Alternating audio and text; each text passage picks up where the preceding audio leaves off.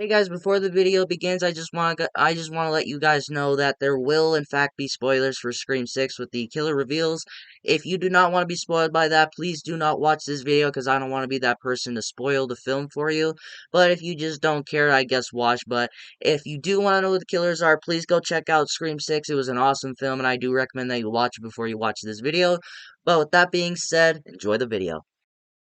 Hey guys, Ghostface is back for one last time to give you Tanner's personal ranking on the Scream killers. With the release of Scream 6, we now have 12 killers. Yes. Um as Tanner did his intro, there was in fact 3 killers in Scream 6. Like he said, if you don't want to be spoiled, please do not watch this video. But other than that, let's get to the ranking. Number 12 is going to be Roman from Scream 3. Now, just because he's at the bottom of my list, that doesn't mean I necessarily hate him, but it's just I just don't care for his reveal. He was a very forgettable character where Vinny doesn't even know who this guy is, but in almost every other Scream movie, she knows who. Like once the killer reveals who they are, she knows who they are and all that. But this one, she just doesn't know who this person is. She like stares at him for like a good long minute, like, "Who are you?" Like she doesn't even know. She's like lost for words. Like she even looks confused, and then Roman has to tell her who he is and all that, but his motivation I find interesting where he kind of wants to make this movie and how but what I don't like is that the fact that he is the reason that got Billy to kill Sydney's mother. I don't like that. It felt unnecessary, like what? Why? Why is that there? Why is this part of it? But Edgar Kruger, he wasn't familiar with the other Scream movies, so I imagine this is just something that came to his head and thought would be interesting. But I just don't like that. Roman is my least favorite Ghostface, but that's not saying much because I still think he's interesting, but he is still just a boring killer. Number 11 is going to be Charlie from Scream 4. Now, I kind of like him in a way, but a lot of people seem not to like him. But I do agree with them because he's kind of just feels like he's just there. Like he kind of feels like that Jill is just desperate to have a partner and have a kind of do like the remake phase where there's like a new Randy and Sydney and all that. But then Jill kind of changed her mind and then just killed him. And he doesn't have much to shine, and he was kind of predictable. And there's scenes with him where I kind of predicted that he was because he kind of felt too suspicious. Like there were scenes where he would disappear, then the killer would show up, and I go, "That's it." He was probably the most predictable Ghostface because every time he would leave the room or he would just be gone, he would in fact be the Ghostface. But yeah, but that, just like I said with Roman, just because he's at the bottom doesn't mean I didn't hate him. But like Roman, he's just not very interesting, and he just kind of, and he's like really that guy, just kind of want to get in Jill's pants in a way. And he, like I said, he just feels just there. Number 10 is going to be a new kid on the block, and that is Ethan from Scream 6. Now, I think this might be my least favorite now that I'm thinking about him, but he he kind of just felt kind of forgettable, but he also kind of just felt suspicious. Where in the movie they try and do this thing where after one character dies, which I will not name, I'm not going to spoil that though, but he goes, I was at like a meeting, like at school for college, and I'm like, no, he's the killer because who else would it be? Because there's like everybody who like after his sister dies, he's like the only one there that's gone, and I go, you know what? I think he's the killer because he wasn't there. They try to set up that the boyfriend might be the killer again, but he was there helping them, and I kind of didn't think that he wouldn't have helped them if he was the killer because I think he would have tried like to purposely fail so they would die. So yeah, I felt that Ethan was kind of predictable, but what I didn't kind of care for is that the fact that he's actually of the brother of Richie from Scream 5, which all the killers are family members from with Richie from Scream 5. I thought that was an interesting premise where they were going with that, but at the same time, pretty much all these ones I'm about to talk about are pretty much forgettable. But I didn't absolutely hate him, but he just felt the most predictable. and he was just kind of a red herring in a way, and just, I just didn't really care for him that much. That is gonna be Amber from Scream 5. Now, yeah, Nolan, she kind of went up my list more because, if I made this list back when Scream 5 came out, then she probably would be my least favorite because I just kind of plainly forgot who she was. When I was in the theater, I was sitting there, and when she revealed that she was a killer, she pulled out the gun and killed Liv. I was like, who the fuck is that? Like, I honestly forgot who she was. They didn't really use her character much, but then she got a bunch of screen time when she was revealed to be the killer. I was like, oh, okay, you're gonna show me she's the killer when you're not even gonna do any character development, any screen time with her that much. All we really knew is that she was friends with Tara. That's all we knew. And then she disappears for like an hour, and then she shows up for the final act at Stu's house. But she's growing me a tiny bit because after watching this movie a few more times, when I'm watching it a bit more, she kind of has more screen time. But after a while, it's like, oh yeah, she's part of this movie, and she was just very forgettable. Number 8 is the other new kid on the block, and that is Quinn from Scream 6, who's the sister of Ethan, actually. Which, the reason she is better than Ethan, because I like how they kind of faked her death, because in the movie, they kill her, which I honestly thought she killed her, but in the final act, it shows that she faked her death so she wouldn't be a red herring, which I thought was interesting and what I like and what I wish other Scream movies would do. I mean, Roman did it, but you didn't do that thing. But this one they did pretty good, in which the other Ghostface switched out the bodies, which I'll talk about.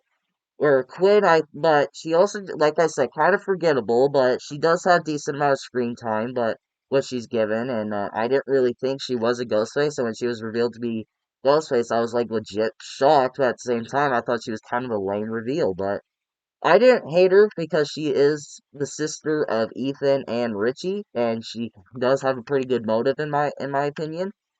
But like I said, she had a decent amount of screen time, but at the same time, she just kind of felt there, and we don't get much screen time with her to really get to know her much. But I was shocked on her reveal, but I did find it interesting how she was the sister of Richie, and yeah, but I'm kind of what I think the reason she's up here more is because how she faked her death in this movie. That's kind of what saved her for this. 7 is the final kid on the block, and that is Officer Bailey from Scream 6. Which, wait, what number is this? 7. Sorry, I don't think I said it, but number 7 is Officer Bailey from Scream 6. Now, the reason he's my favorite is because, like Quinn, I didn't really think he would be the killer. Now, in the movie, when they're going to the final act, when he's going to the shrine place, he lies to the characters and says that Kirby was let go from the FBI because she was kind of like troubled in a way and more psychotic, which I kind of bought. I honestly bought when I thought I was like, oh, wait, Kirby's the killer? I would have hated if Kirby was the killer. If they ever do that, I'm done with this franchise. I'm joking. I'd still watch these movies though. But Officer Bay is my favorite because I did not expect him to. But when Kirby and him were pointing guns at each other, he shot her, and I was like, oh shit. And then both Ghostfaces come up to him, and he's like, good John. I was like, oh shit, he's a killer. But he's not technically a Ghostface. He's kind of the leader of the Ghostfaces in this one, which I kind of found interesting.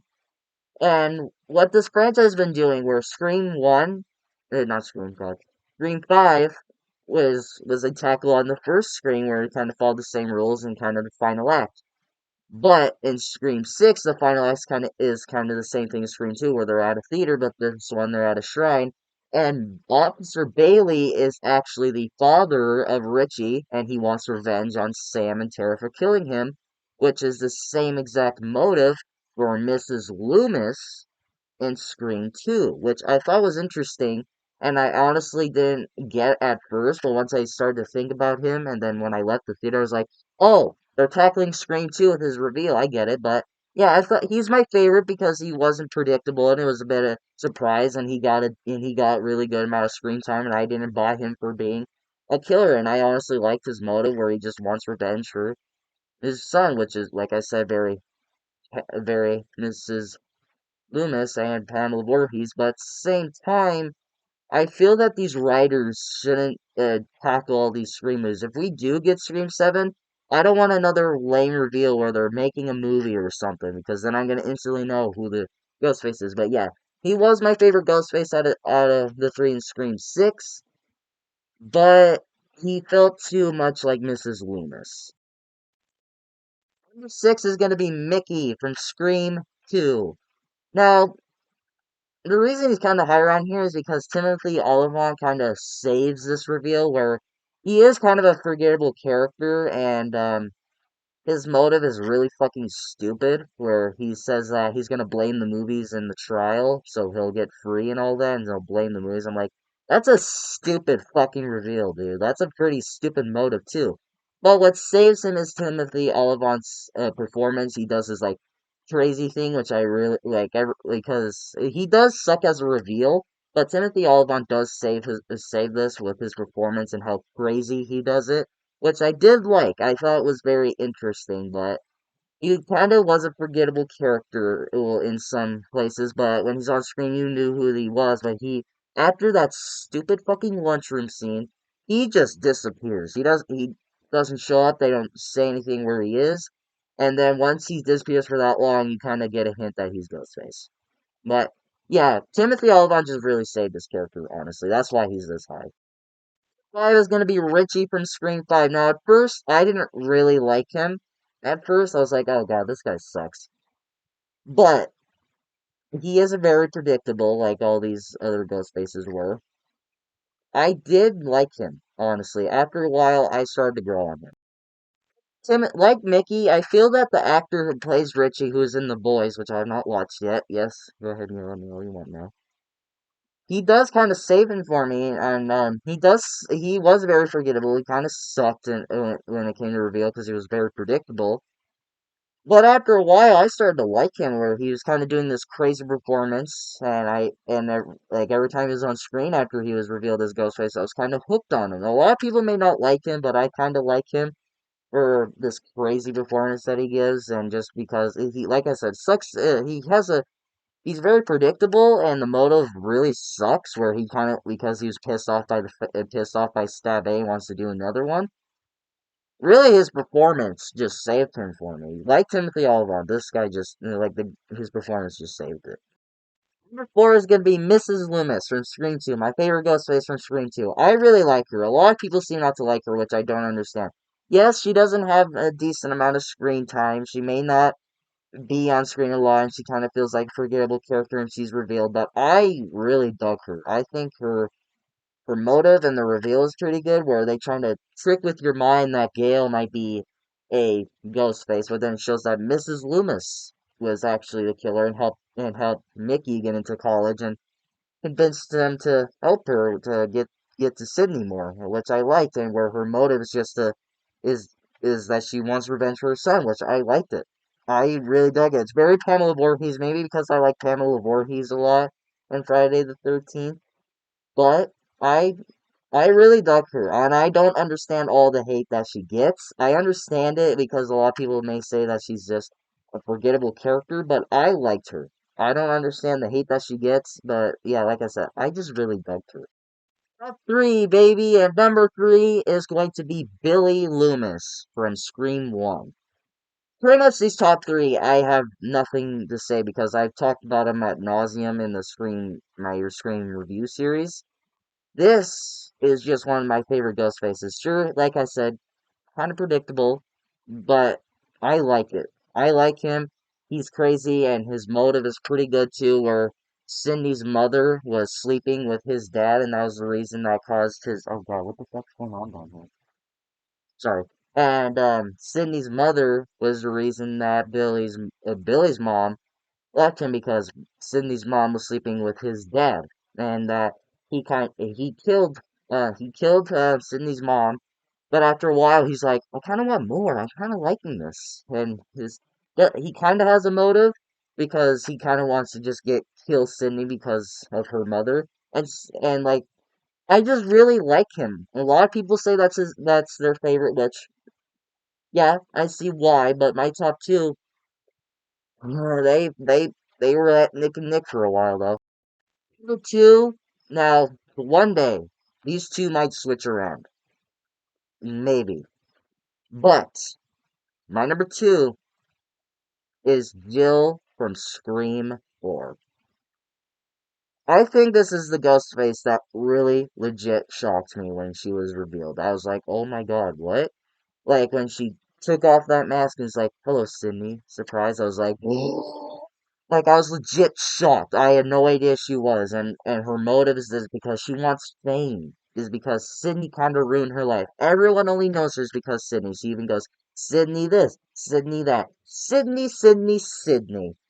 I love Jill in Scream 4. She is easily one of the highlights of that film, easily one of the best parts of that film, and she if the directors of Scream 5 and 6 have even said they would like to return her, which I honestly don't think would work because she got electrocuted in the head and then shot in the chest, which I don't think that would work to bring her back. But if we do get her back, that would be fucking awesome. Of course, my number one, who else is it gonna be? And that is Stu Macher from the original Scream.